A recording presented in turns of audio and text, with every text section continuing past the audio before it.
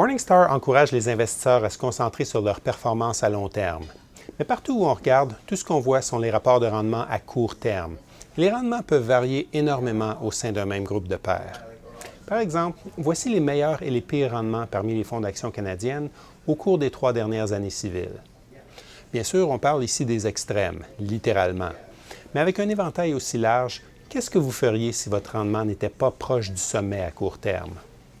Il est important de prendre un peu de recul et de considérer le long terme. Notre équipe de recherche a passé en revue les fonds canadiens dans notre base de données qui ont un historique de rendement d'au moins 10 ans, du début de 2007 à la fin de 2016, en excluant les fonds du marché monétaire.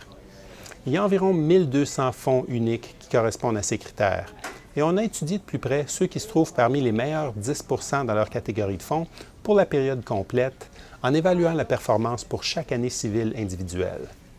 Le graphique suivant représente le nombre d'années civiles où les fonds qui ont obtenu les meilleurs rendements à long terme sont tombés sous leur moyenne de catégorie à court terme. Comme vous pouvez voir, pratiquement tous les fonds performants à long terme ont connu au moins une et souvent 2 années ou plus de rendement sous la moyenne au cours de leur décennie gagnante. L'inverse est tout aussi vrai. La plupart des fonds qui ont connu une mauvaise performance à long terme ont connu plusieurs années individuelles parmi les meilleurs de leur groupe de pairs. Si on regarde les fonds qui ont connu la pire performance au cours de la même période de 10 ans, on voit que la plupart ont connu au moins une et souvent plusieurs années au-dessus de la moyenne. Il est important de tenir compte du contexte quand on regarde les rendements à court terme.